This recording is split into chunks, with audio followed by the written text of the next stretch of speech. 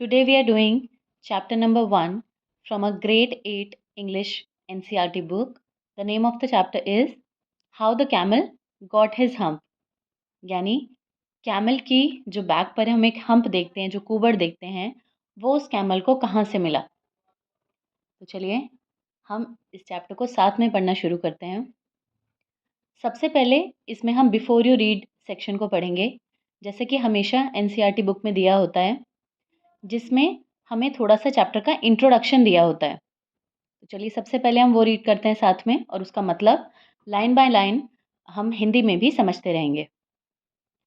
The world had just began and the animals were working for humans. अभी अभी बस दुनिया शुरू ही हुई थी और एनिमल्स जो थे, जानवर, वो इंसानों के लिए काम करते थे।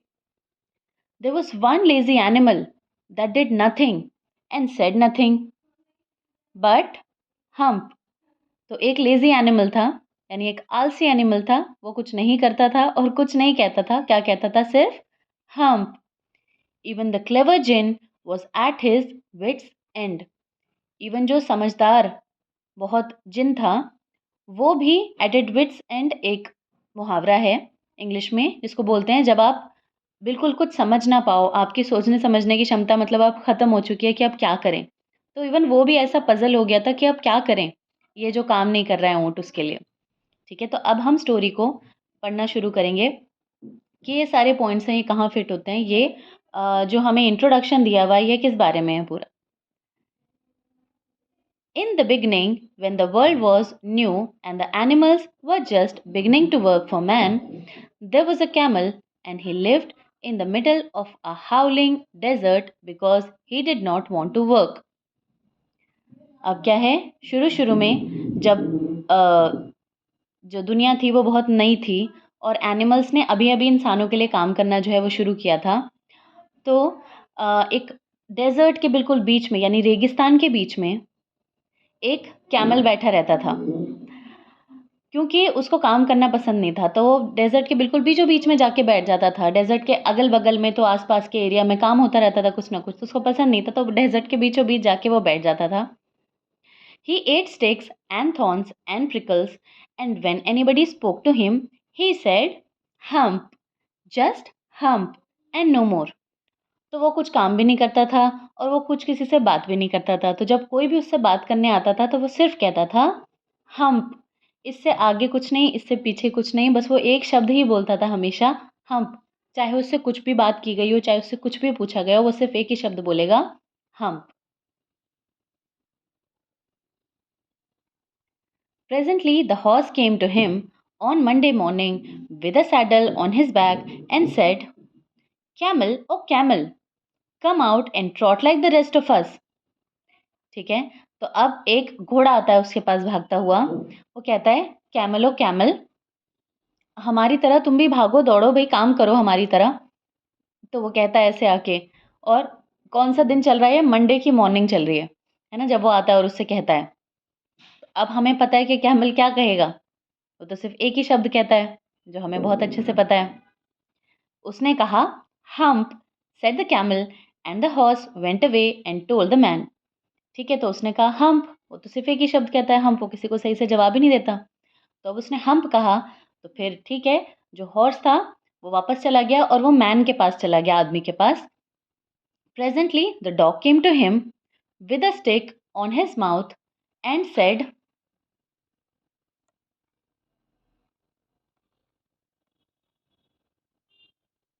"Camel, oh camel, come and fetch and carry like the rest of us." अब कौन आया? एक डॉग आया, उसके मुँह में स्टिक है। तो जैसे हम देखते हैं ना, हम डॉग के लिए एक स्टिक फेंकते हैं, डॉग उसको पकड़ के लाता है, हमें अच्छा लगता है ये करना, डॉग को भी ये करना अच्छा लगता है, इसलिए डॉग ऐसा करता है। ठीक है? तो एक डॉग आ रहा है उसके पास और उसके मुँह में एक स्टिक है।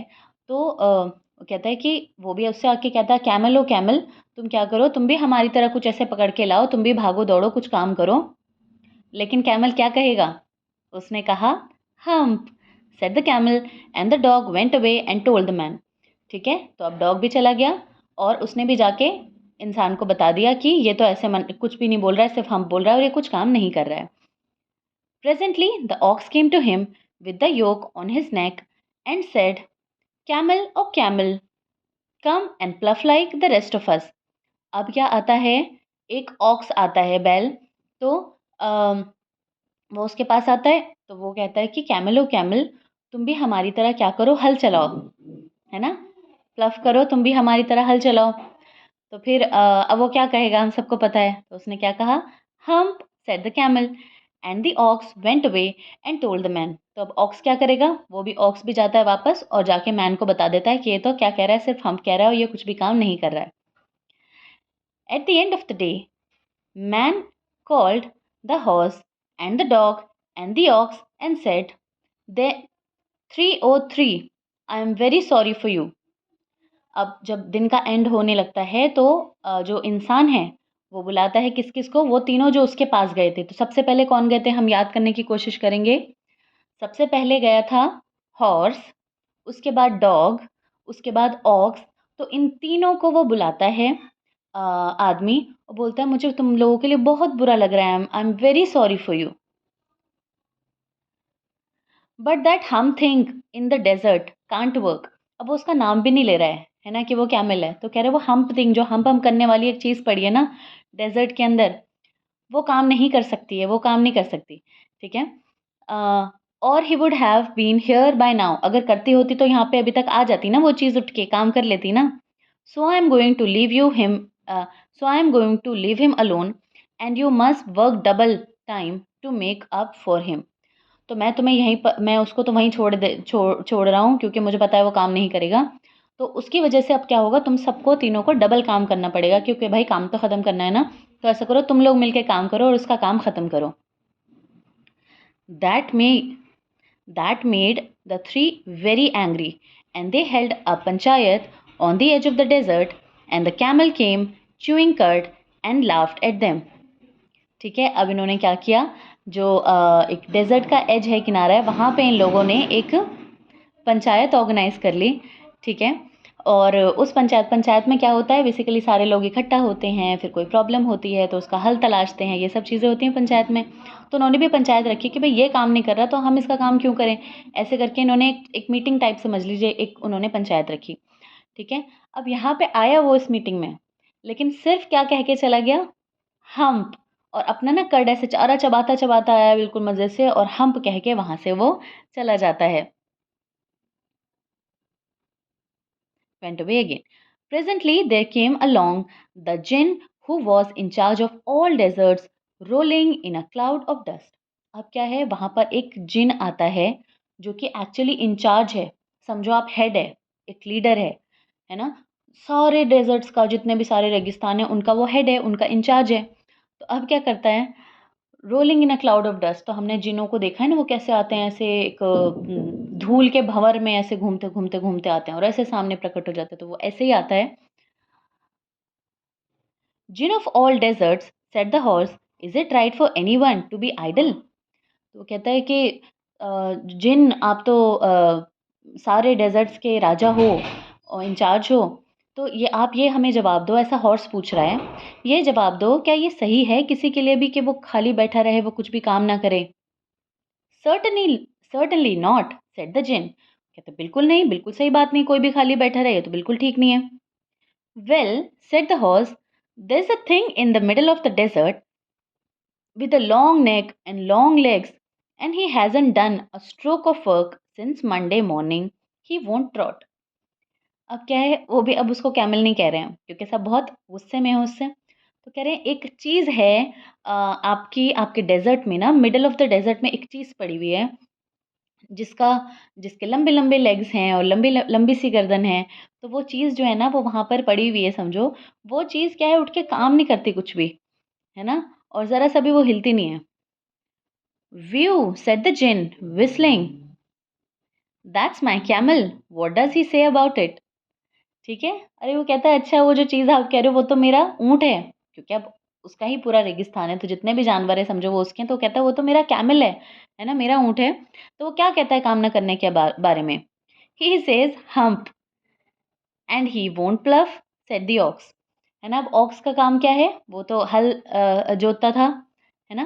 तो वो कहता है कि वो प्लफ भी नहीं करता, वो हल नहीं जोतता है, और वो कुछ नहीं कहता, वो सिर्फ हम्प ही कहता है, कुछ नहीं कहता और। Very good said the djinn, I humph him if you will kindly wait a minute. तो जिन क्या कहता है कि अगर उसने, तुम 1 मिनट वेट करो, मैं उसको उसकी खबर लेके आता हूँ। अगर उसने फिर से हम्प किया तो मैं उसको हम्प बना दूंगा। यानी हम्प का मतलब तो एक्चुअली कुबड़ होता है, तो मैं उसका कुबड़ निकाल दूंगा। मैं उसका हम्प बना के आता हूँ अभी, अगर उसने फिर से हम्प बोला तो। The Jinn rolled himself up in his dust cloak and took a walk across the desert and found the camel looking at his own reflection in the pool of water. अब क्या है ये जिन क्या है?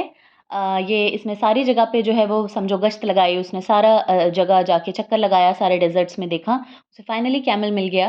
और camel उस time क्या कर रहा था? कैमल अपने रिफ्लेक्शन को ऐसे करके पानी के अंदर देख रहा था, जैसे कि आप फोटो में देख सकते हैं, पानी में उसका रिफ्लेक्शन आ रहा है, वो देख रहा है।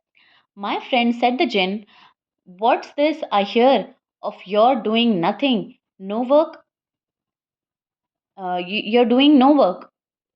वो कह रहा है कि माय फ्रेंड, मेरे दोस्त, मैं ये क्या सुन रहा हूँ कि तुम कुछ भी काम नहीं कर रहे हो। The djinn sat down with his chin in his hand while the camel looked at his own reflection in the pool of water.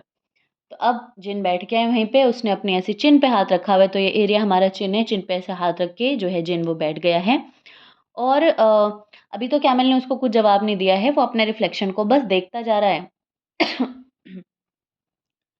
You have given the 3 extra work ever since Monday morning, all on account of your idleness.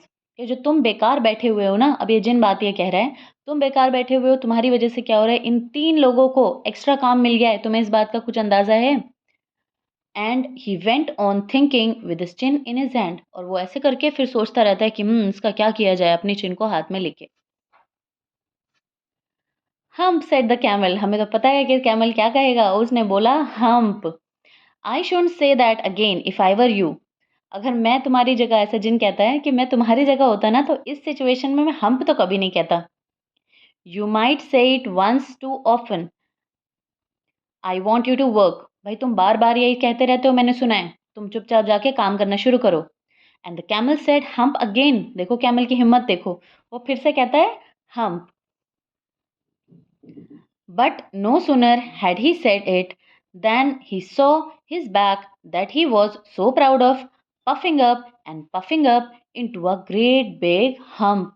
तो जैसे ही वो इस चीज़ को देखता है, अब वो hump कह दिया उसने, जिनको आया बड़ा गुस्सा, उसने बोला था कि भाई दोबारा मत कहना, फिर भी वो दोबारा कहता है, तो उसने फिर कह दिया हम्प। तो अब जिन क्या करता है, जिनके पास तो जादू होता है ना, तो जिन क्या करता है, उसकी बैक को एकदम से फुलाने लगता है, उसकी जो बैक है उसको वो फूलती रहती है, फूलती रहती है, फूलती रहती है, इतनी फूल जाती है कि एक हम्प निकल आता है उसमें, यानी एक कुबड़ निकल आता है उसमें।